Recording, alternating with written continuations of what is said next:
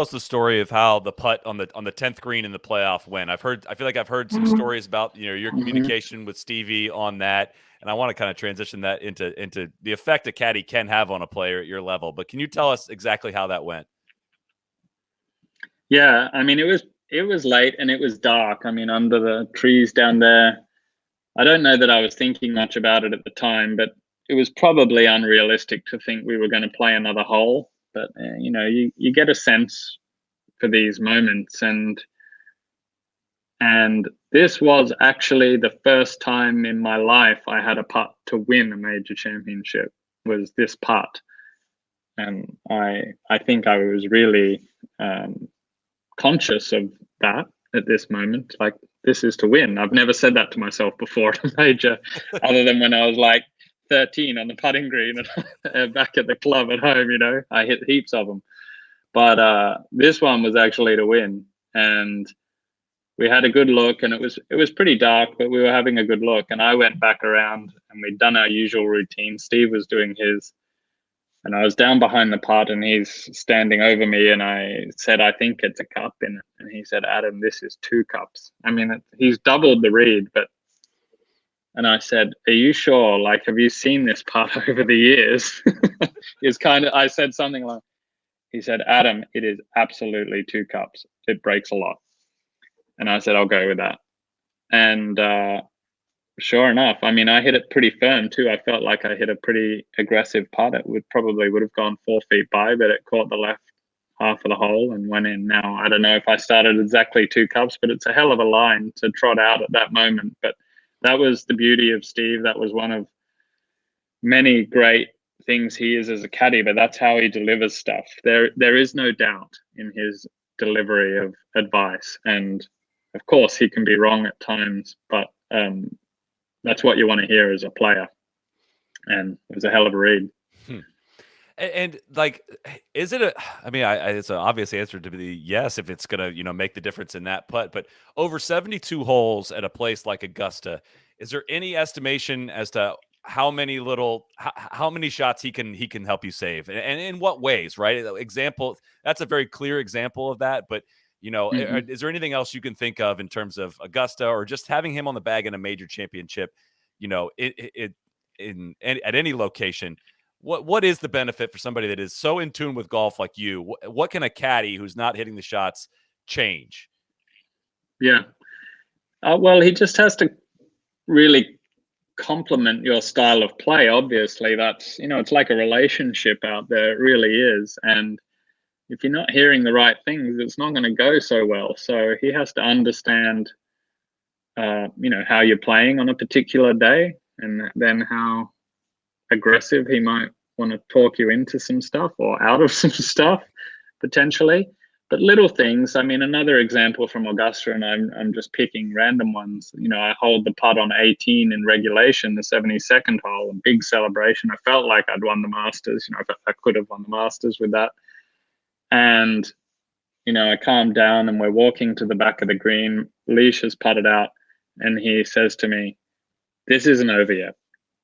That was the first thing he said to me after all of that, and it didn't let me switch off and relax. Like, the work may not be done, and sure enough, Cabrera hit it to like 2 feet, and out we go again. And a little thing like that. It was a great comment. He could tell I was so excited, and probably looking around thinking I was thinking about slipping the jacket on or whatever was going to happen.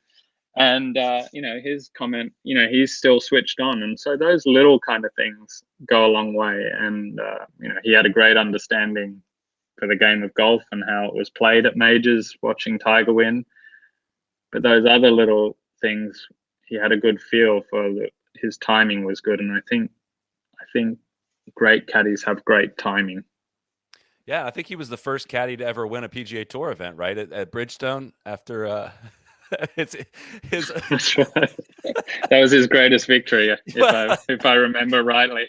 He hold it out on the 72nd hole, right? What was that aftermath like? Because that was, for the listeners that may not remember, that was shortly after he Yeah, separated with Tiger Woods. He's on your bag. You win the yeah. Bridgestone, and television cameras go up and interview him on the 18th green, and he gives Yeah, quite an interview. Did yeah. that bother you at all, how that played out at all, or did you guys have a conversation after that?